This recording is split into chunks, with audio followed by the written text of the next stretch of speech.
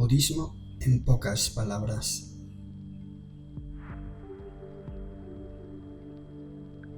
Cuando uno se interesa por alguna religión, lo primero que nos preguntamos es ¿en qué creen?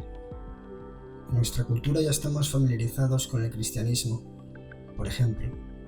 Incluso cuando no tienes interés en practicar budismo, es posible que te preguntes de qué va todo esto de forma simple y rápida. Pues vamos a verlo. Las cosas, objetos materiales, situaciones, estados, experiencias, sucesos, sistemas a cualquier nivel imaginable, existen, pero no por sí mismas, de forma espontánea, automática, milagrosa ni mágica, sino porque hay, primero, causas que actúan como semilla potencial.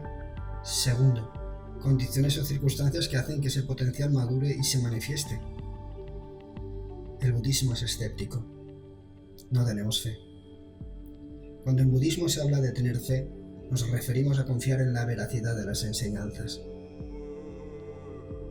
Por medio del estudio y la práctica se desarrolla la sabiduría necesaria para comprender esas cosas que nos resultan extrañas al principio. Esto puede compararse al niño que al principio no conoce los números, después hace cálculos elementales y finalmente es capaz de realizar operaciones matemáticas complejas. Al principio es imprescindible que deposite confianza en su profesor y de forma gradual lo irá comprendiendo por sí mismo. No aceptamos la doctrina como un dogma, aceptándolo sin más solo porque lo dijera Buda, o nos resulte lógico, o nos suene bonito. Esto se aplica a cualquier cosa, no solo a las enseñanzas de Buda.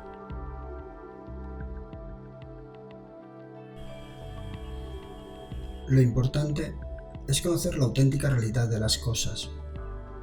No contemplamos la existencia de Dios como ser supremo y creador. Técnicamente se puede decir que somos ateos. Buda no es un dios. Era un ser corriente que eliminó de su propia mente todas las causas de sufrimiento y decidió compartir esa sabiduría para beneficiar a los demás. La razón de ser del budismo es eliminar esos sufrimientos de forma gradual hasta alcanzar esa liberación total y definitiva, tanto para nosotros como para todos los seres. Consideramos que los seres humanos somos especiales porque tenemos la capacidad valiosísima de utilizar nuestro intelecto para observar, aprender, mejorar, etc. Mientras que otros seres no pueden, y eso hace que la iluminación solo sea posible accediendo desde la forma humana. Esa es la única diferencia. Cuando hablamos de que todos los seres desean ser felices, no sufrir, fomentamos la paciencia o la compasión por los demás, etc. Nos referimos a la totalidad de los seres, sin diferencia. Como seres humanos tenemos un cuerpo físico, bulbo, órganos, huesos, sangre, etc. Un cuerpo sutil, energías o vientos que lo recorren. Una mente burda, pensamientos, diálogo interno, percepción sensorial, colaboración con el cerebro, etc. Y una mente sutil que como seres ordinarios no solemos percibir debido a que está contaminada por ignorancia, orgullo, envidia, enfado, etc. No creemos en el alma ni en el espíritu. No tenemos divinidades. En realidad, las imágenes, estatuas, etc., tan habituales en budismo tibetano suelen representar a seres reales que ya han alcanzado distintos niveles de iluminación. Nagarjuna, Padmasambhava, Chenrezig, el propio Buda, o bien simbolizan aspectos específicos de la mente iluminada, Tara, Manjuli, Mahakala. Podemos sentir más o menos devoción por algunos de ellos, pero en ningún momento se les rinde culto o adoración.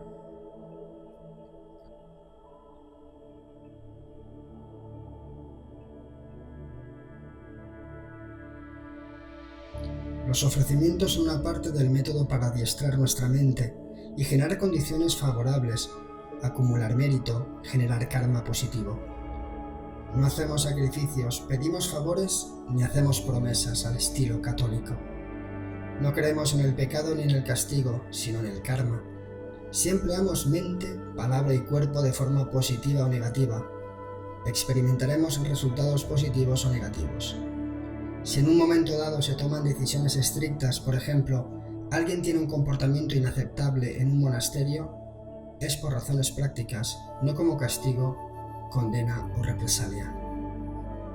El potencial kármico es lo que nos hace volver a nacer tras pasar por el proceso de muerte. Esto ha sido así desde tiempos sin principio para la totalidad de los seres.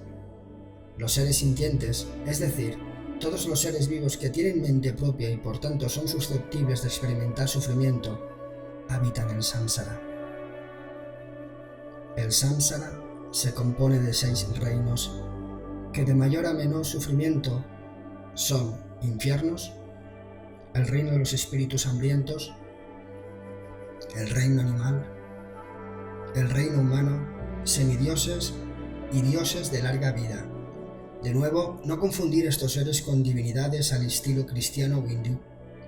Es solo una denominación. Alcanzar el nirvana significa no crear más causas potenciales para volver a renacer. Cuando alguien que ha alcanzado el nirvana muere, entra en parinirvana y sale del samsara definitivamente.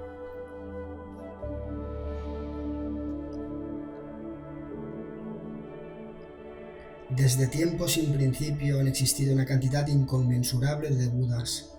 Se dice que 1000 de ellos por cada eón. Actualmente acabamos de empezar el llamado eón afortunado del que Buda Sakyamuni, el Buda histórico, es el 4º. Existen muchas profecías sobre el próximo. Eventualmente todas las enseñanzas del Sakyamuni ya no existirán. El budismo será algo totalmente desconocido. Se vivirá una época de gran degeneración humana y nuestra longevidad será de tan solo 10 años. En ese momento aparecerá el Buda Maitreya. Maitreya ya es conocido, pues aparece en muchos sutras, discursos del Buda actual, y actualmente se encuentra completando los distintos estadios mentales como Bodhisattva, es decir, como aspirante a Buda en beneficio de todos los seres. Una vez Maitreya alcance el nirvana completo, su vida volverá a ser como la de todos los Budas anteriores. Nacerá como príncipe, se casará, renunciará a su vida mundana, alcanzará la iluminación en Bodh Gaya, ofrecerá nuevos discursos, subirá a dar enseñanzas en el reino de Tushita, etc. El propio Maitreya en persona explicó todo esto en presencia del Buda Sakyamuni. Esa es la razón por la que, a pesar de que todavía es un Bodhisattva y falta mucho para su iluminación, ya se le representa en su forma de Buda.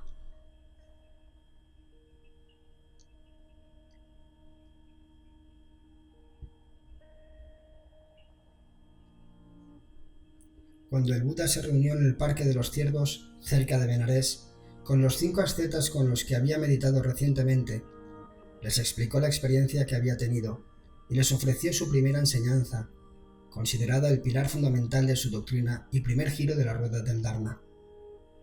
Las 4 nobles verdades. Primera, el sufrimiento existe. Segunda, el sufrimiento existe porque hay causas que lo hacen posible y condiciones que permiten que se manifieste. Tercera, el sufrimiento puede ser extinguido. Cuarta, el sufrimiento es extinguido recorriendo el noble octuple sendero. El noble octuple sendero consiste en: primero, comprensión correcta. Entender que las acciones tienen consecuencias, ley del karma, y por tanto debemos tenerlo en cuenta para evitar crear causas de sufrimiento. Segundo, motivación correcta. Por un lado, comprender que los asuntos mundanos nos pueden proporcionar placer y bienestar, pero no una felicidad auténtica y definitiva. Por otro, mantener una mente serena, alejada de la mala intención o la negatividad. Tercero, habla correcta. No mentir, no insultar o criticar, expresarse con propiedad, de forma agradable y sin palabras desagradables. No perder el tiempo con conversaciones frívolas o charlatanería. Cuarto, acción correcta. Desenvolverse de forma agradable, mostrando buenos modales, abandonando acciones como matar animales, coger sin permiso algo que no te pertenece, mantener relaciones sexuales inadecuadas, etc. Quinto, medio de vida correcto. No ganarse el sustento en trabajos que supongan dañar a otros seres, como carnicero, venta de armas, venta de bebidas alcohólicas, comerciar con esclavos, proxenetismo, etc. Esto también incluye ganarse la vida robando, estafando, presionando a otros, prácticas de corrupción, etc. Sexto, esfuerzo correcto. Se refiere a mantener una actitud diligente, la mente alerta ante lo que son pensamientos positivos, que generarán un karma positivo, y lo que son pensamientos negativos que generarán un karma negativo y por tanto sufrimiento. Esto incluye 4 actitudes mentales. Que lo negativo no surja, que lo negativo que ya ha surgido sea abandonado, que lo positivo aparezca y que lo positivo que ya ha aparecido se mantenga y crezca. Séptimo, atención correcta. Mantener la mente aquí y ahora, observando los sucesos tanto mentales como físicos, identificando los pensamientos que surgen, contemplando de forma consciente lo que hacemos con nuestro cuerpo, no dejar la mente abstraerse en distracciones, etc. Octavo, concentración correcta. Se refiere a las distintas absorciones o niveles de la meditación, como distanciarse de las percepciones de los 5 sentidos, relajación mental, interrumpir el diálogo interno, aparición de la contemplación pura, abandono de placer y dolor, etc. Como podrás ver, los 2 primeros aspectos corresponden con la sabiduría, tercero, cuarto y quinto con la ética, y los 3 últimos con el entrenamiento mental. Las 4 nobles verdades y el noble octuple sendero son el pilar fundamental, la totalidad de las enseñanzas y prácticas que observa cualquier practicante budista del mundo, da igual su tradición, están basadas en esta primera enseñanza de Buda. Poco después de la muerte del Buda se celebró un concilio en el que 2 de sus principales discípulos, Ananda y Mahaksyapa, que destacaban por gozar de una memoria extraordinariamente precisa, recitaron la totalidad de las enseñanzas.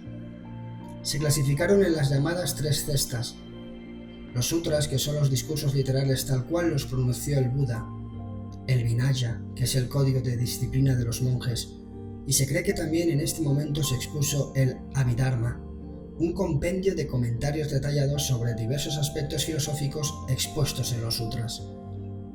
Poco antes del Parinirvana, el Buda explicó a la Sangha, la comunidad monástica, que tal vez no fuese tan importante respetar los votos secundarios y que podían atenerse únicamente a los compromisos principales del Vinaya, pero como no llegó a quedar claro cuáles se consideraban principales o secundarios, durante este concilio la Sangha decidió mantener la totalidad de los votos.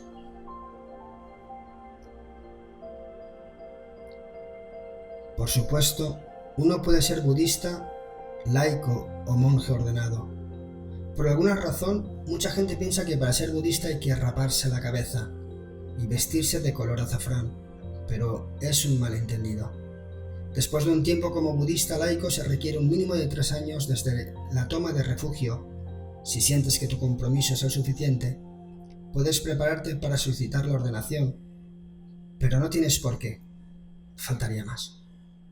Gracias.